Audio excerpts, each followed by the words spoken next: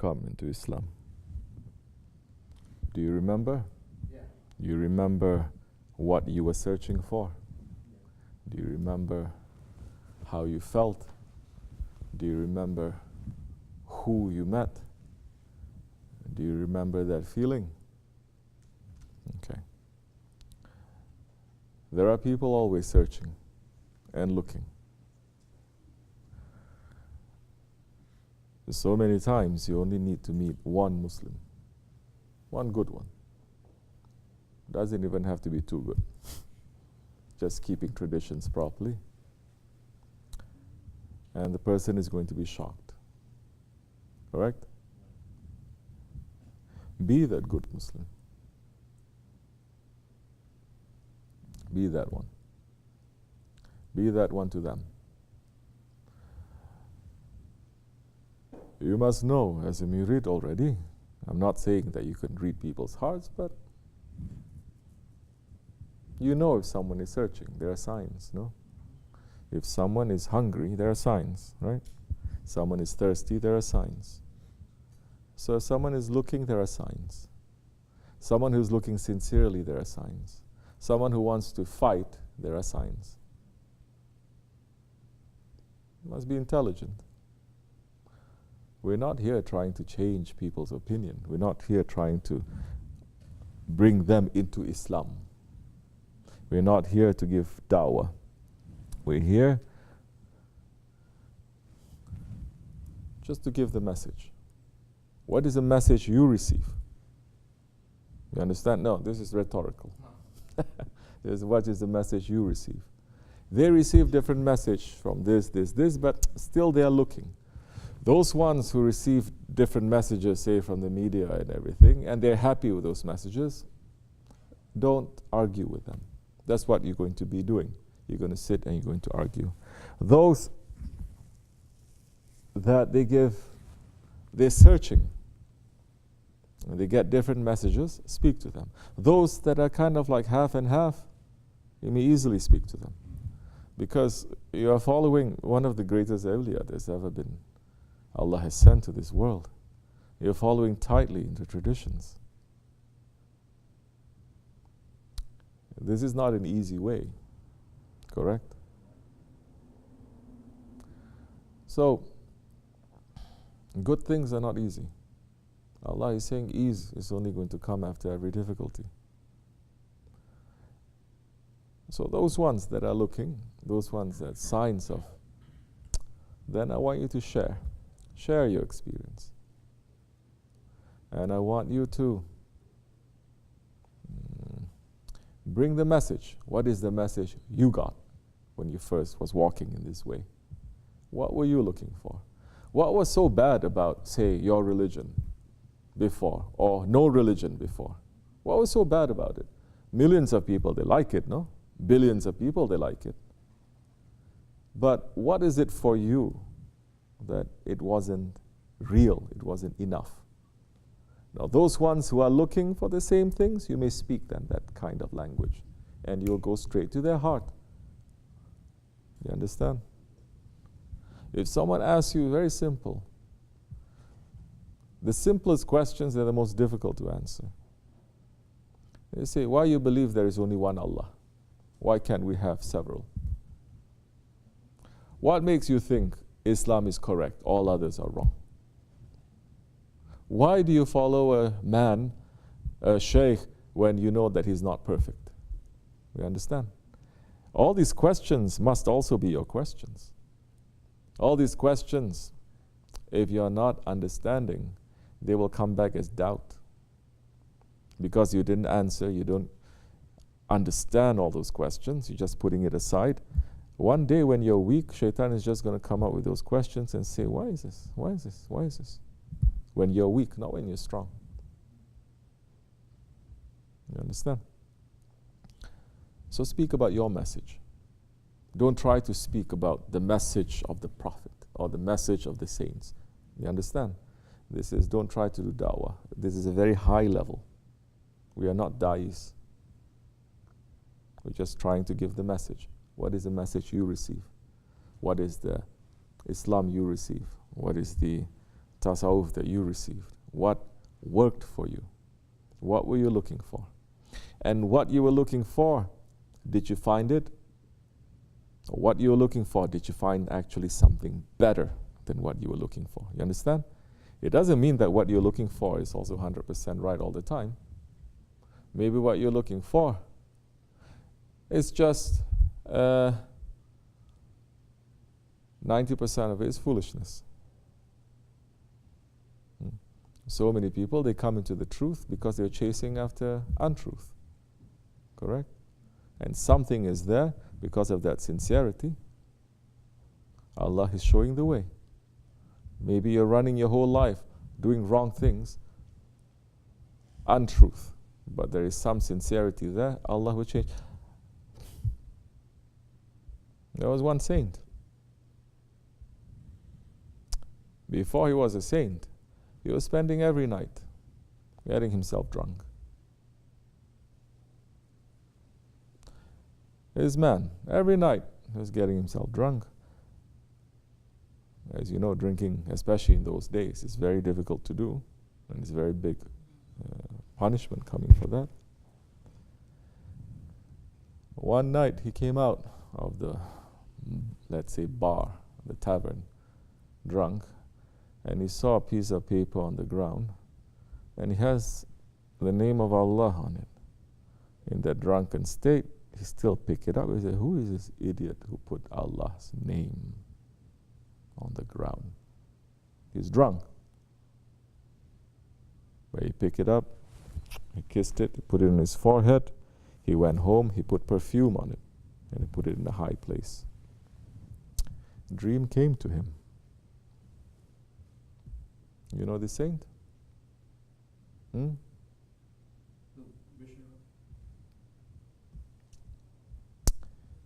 saying, you perfume our name, we will perfume your name. You make our name to smell nice, we will make your name to smell nice in this world and the next forever. Woke up, it's a long story, and a saint was sent to him to wake him up, to train him, to fix him to go in the right way. He became one of the greatest saints of Allah too. His name is known until today. Understand?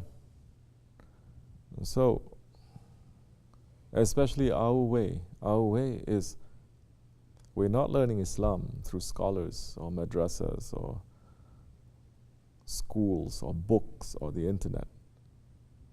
We're learning our Islam and our tasawwuf from a Shaykh that is living in front of you, teaching, taking his knowledge from another Shaykh that was before him, living and teaching. All these things is not necessary. It's just that. It's not necessary. If Allah takes away the technology, nothing is going to diminish the power and the attraction of the Shaykhs. You understand? If Allah removes all the books, it will not lessen the power of the Shaykh. If Allah removes all the books, saints are going to be, scholars are going to be in trouble. There is a meaning also when Hazrat Rumi Qadasallahu Sir, that is, he was a mufti. He comes from a lineage of muftis. They were not just mufti of a town or a city, they were scholars to the sultans, to the rulers.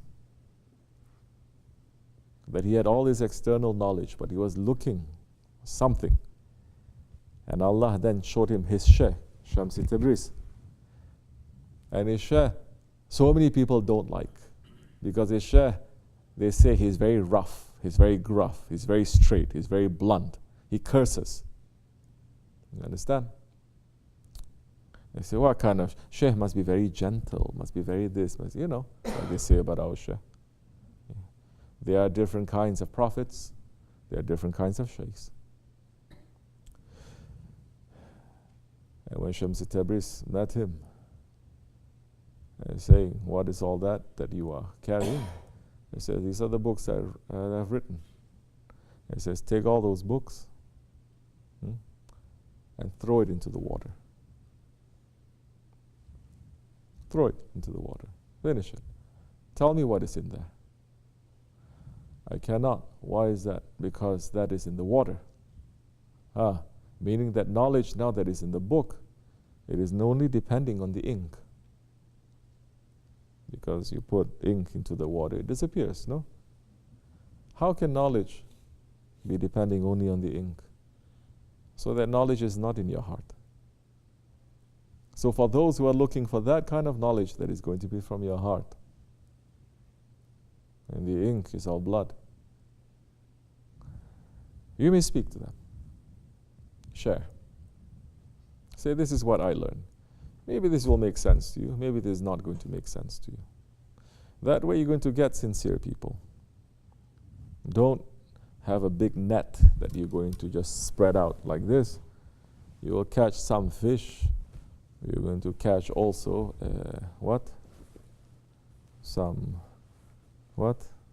jellyfish, scorpion fish, other kinds of things that it's harmful, you cannot do anything with it. You understand? We're not that. We're not looking for numbers. Everybody knows, bigger the number, the lesser the quality. And we know what we have to teach, not many people will like it also. We're not claiming anything, but they're not going to understand. They're not going to like it, so we're not going to. So speak to those who are liking. What is this? What is making this very difficult? Because our Shaykh is making us to understand our ego and the evil of our ego. Before we look to dunya, before we look to shaitan, before we look to Dajjal, look to yourself. And not just to sit in sohbat and to say, it's going to make you to experience. And before you even learn about yourself, you have to accept a teacher. So many people, they're stuck even in that first level of accepting. Forget about what the teacher is teaching, just to accept the teacher, they're still stuck. Some may be stuck for years. Some, they think that they are not stuck, but we know they are stuck. After a while, they go. You understand? But there is the old way. There is the real way. So, this is our way. Anybody who wants to come in, you're free. We're not saying it is the only way.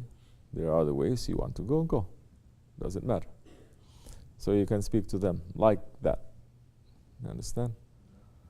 And so, what is it that you learn from us? This understanding. What is it that you learn from us? Manners. What is it that you learn from us? And we're taking manners very seriously. You don't understand from nice words, I won't hesitate to curse at you. You don't understand from the curses, then some, they may understand from the smack. I'm not the one who's going to smack. Different things are going to happen to you. But you are going to learn. If you're sincere, you're going to learn. And so, manners. What is it that we are learning? We're learning about our ego.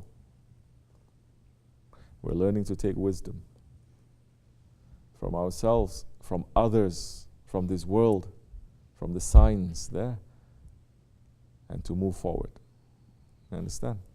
Because spirituality is not just to put yourself in seclusion and to seal yourself off and to say, I don't know anything about anything. I don't want to know anything about anything. I just want to sit and I want to make zikr. That is not the Nakshibendi way.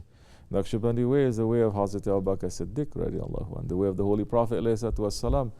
You think that time when he was also in the cave of Thawr, or Hira, or seclusions that he used to make every Ramazan, you think he was just sitting there, not knowing what is happening outside?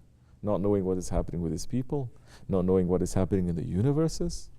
Everything is open to him that time. He is a prophet who came to give a cure. He is Tabibul Qulub. He is a doctor of the heart. How the doctor is going to give a cure if the doctor doesn't know what is the disease? He doesn't understand what his community, what this whole world needs until Judgment Day. And his cure is not just for this world. For billions of this world, trillions of this world, his cure is enough. All right? Inshallah. Speak to them. And say, this is what I learned from my Shaykh.